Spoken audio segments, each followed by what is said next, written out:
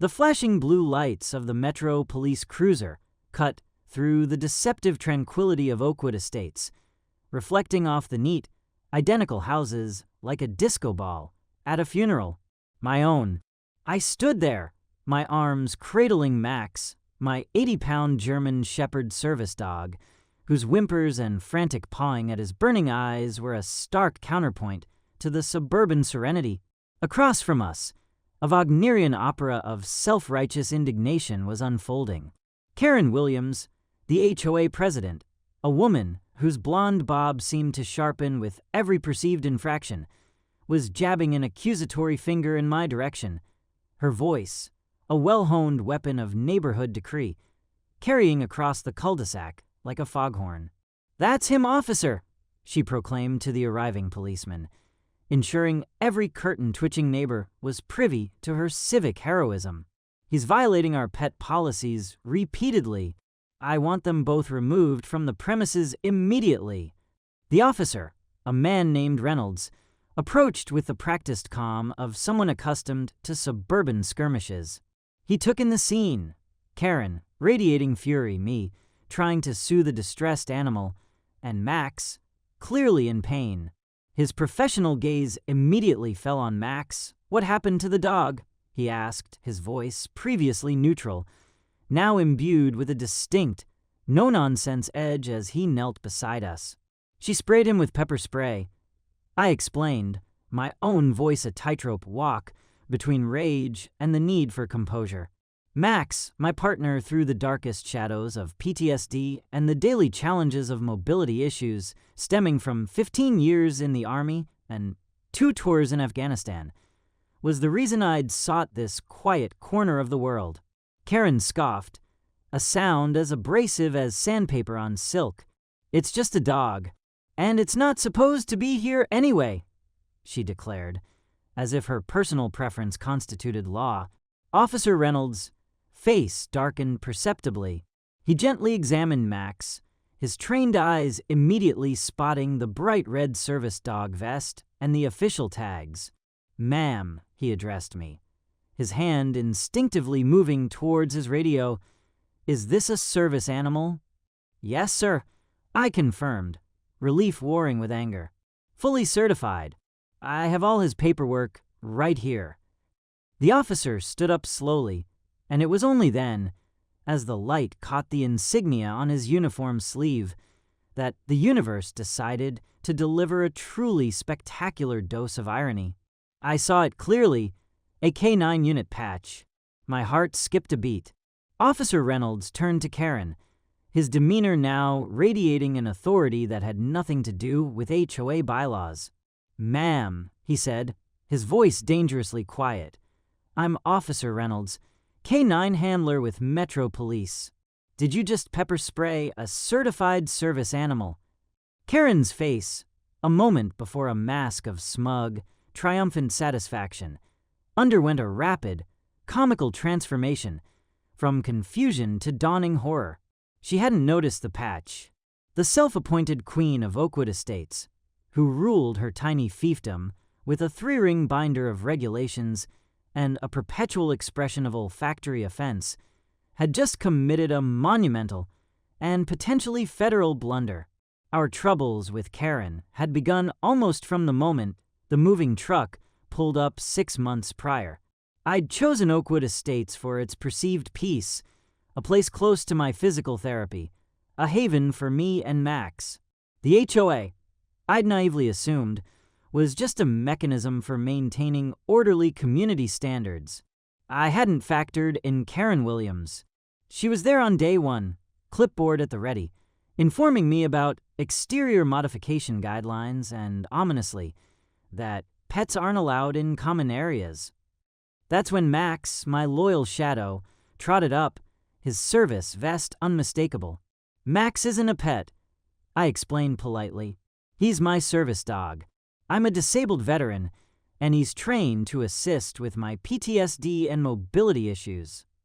Karen's eyes narrowed, raking over me. Then Max. Then back again.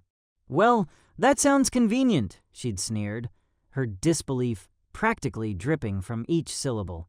Everyone claims their dogs are service animals these days just to get around the rules. I took a deep breath, reaching for my meticulously organized folder of documentation. I have his certification right here. I began, along with a letter from my doctor explaining his necessity. Under the Americans with Disabilities Act, service animals are... I know the law, she interrupted with an imperious wave of her hand, cutting me off mid-sentence. Just keep it under control, and make sure it doesn't bother anyone.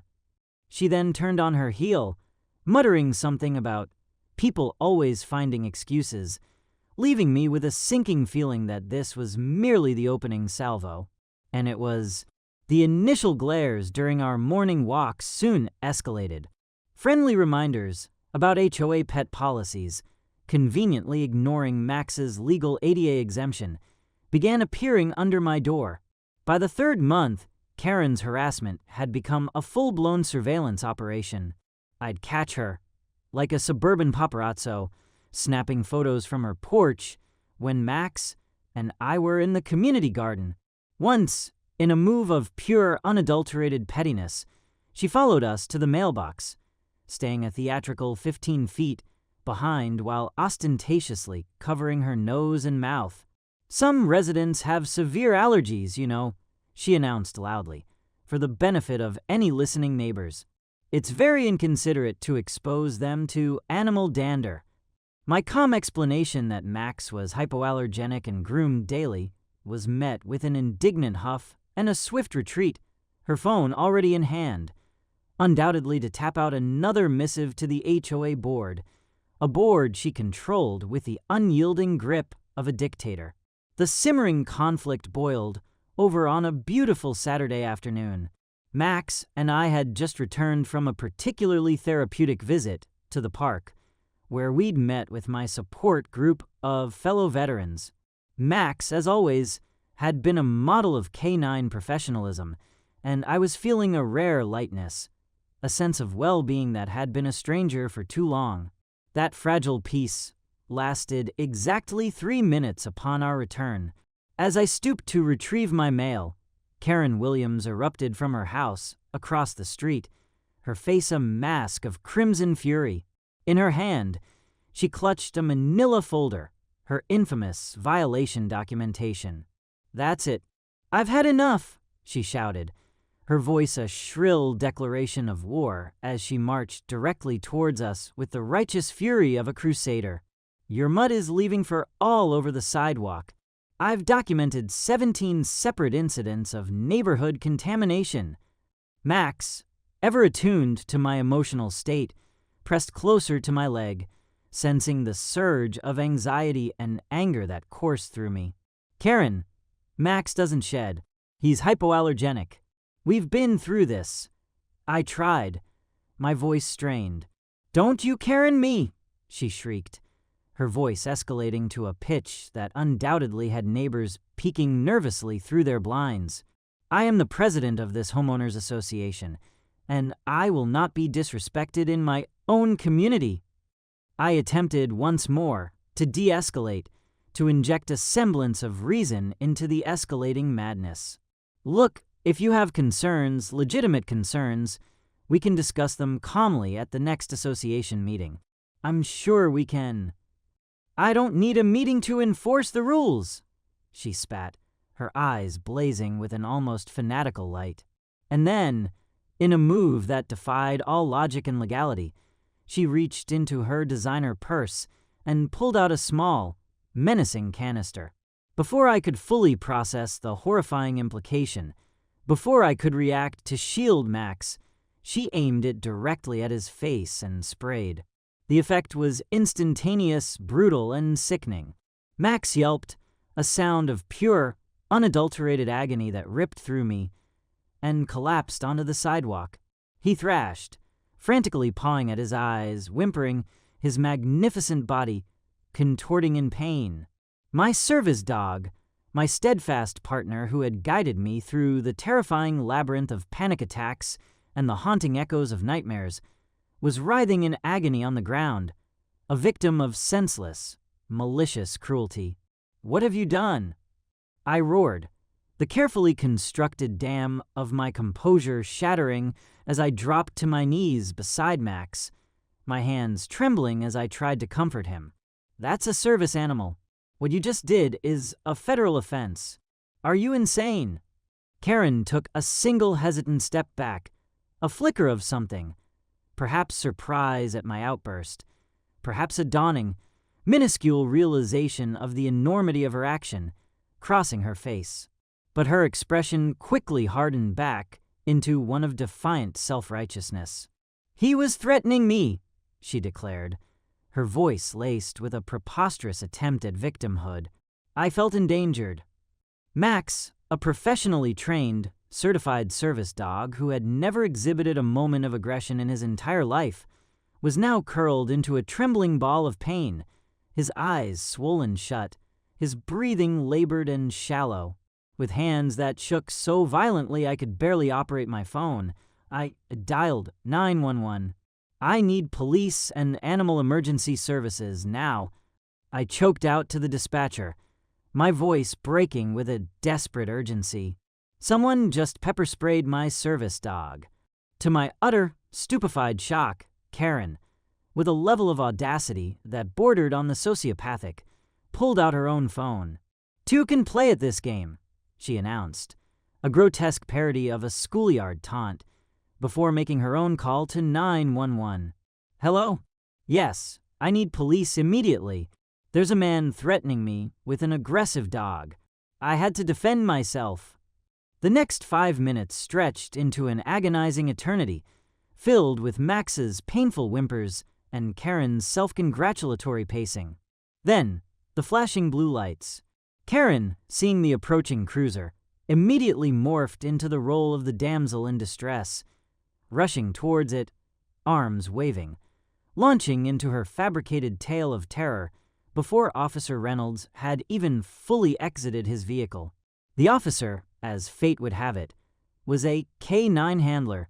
His training, his experience, his very profession made him uniquely qualified to assess the situation. He saw Max's vest, Max's distress, my genuine anguish, and Karen's theatrical performance. And he knew. "Ma'am," Officer Reynolds stated, after confirming Max's service animal status and his own K9 handler credentials, "assault on a service animal is a felony under federal law." The color drained from Karen's face. Her protests about HOA rules and her presidential authority were met with the unyielding reality of federal statute. "HOA rules don't supersede federal law, ma'am. Please turn around and place your hands behind your back." The sight of Karen Williams, the all-powerful HOA president, being handcuffed and placed in the back of a police cruiser while neighbors emerged from their homes, their faces a mixture of shock, disbelief, and perhaps a dawning sense of vindicated relief, was surreal. A second police car arrived, followed by an animal emergency services unit. The veterinary technician immediately began treating Max, flushing his eyes, administering medication. "He's going to be okay," she assured me, her calm competence a balm to my frayed nerves. "Service dogs are resilient. We've treated pepper spray cases before." Karen, meanwhile, was having a full-blown, theatrical meltdown in the back of the police car, her indignant shrieks about her HOA fees, her lawyer, and her supposed importance still audible through the closed windows. Officer Reynolds, after taking my statement and meticulously documenting Max's certifications, watched as several pale-faced HOA board members, who had materialized as if summoned by the scent of scandal, huddled together, whispering urgently, the implications of their president's felonious actions clearly dawning on them. 3 weeks later, Karen Williams' carefully constructed world had not just crumbled, it had imploded with the force of a controlled demolition. She faced federal charges for assaulting a service animal, a crime carrying penalties of up to 3 years in prison and fines up to $25,000. The Oakwood Estates HOA board, in an emergency session that was likely less about due process and more about damage control, unanimously voted to remove her as president and permanently banned her from holding any future position within the association. The most shocking and ultimately damning development came when two other residents, emboldened by the news coverage of Karen's arrest, which, thanks to the dramatic nature of the incident, had garnered significant local media attention, came forward. Both were disabled individuals with service animals. Both had been forced to move away from Oakwood Estates after enduring months, even years, of similar harassment, intimidation, and fabricated violation notices orchestrated by Karen Williams. Their harrowing testimonies, detailing a clear and undeniable pattern of discriminatory behavior, not only strengthened the federal case against her, but also horrified the wider community, many of whom had been either unaware or too intimidated to speak out. When Karen Williams appeared for her preliminary hearing, the confident, imperious woman who had terrorized our neighborhood was a mere ghost. Gone was the designer attire, the perfectly coiffed hair, the condescending smirk. In her place stood a shrunken, bewildered figure, her face crumpled in disbelief as the judge, after reviewing the mountain of evidence, unequivocally denied her attorney's desperate motion to dismiss the charges. "But, Your Honor," she interrupted, her voice cracking with a desperation that bordered on the pathetic, "it was just a misunderstanding about a dog. I can't go to prison for this." The judge's gavel came down with a resounding finality, a sound that echoed the shattering of Karen Williams' reign of suburban tyranny. Her shoulders slumped in defeat as she finally, irrevocably, realized that for once, her actions had consequences she couldn't talk, bully, or intimidate her way out of. The law, it turned out, applied even to HOA presidents, especially when they chose to wage war on a disabled veteran and his K-9 partner under the observant eyes of a fellow K-9 officer. Max made a full recovery, his resilience a testament to his spirit. And Oakwood Estates, it began the long, overdue process of healing and electing new leadership that understood the profound difference between upholding community standards and committing federal crimes.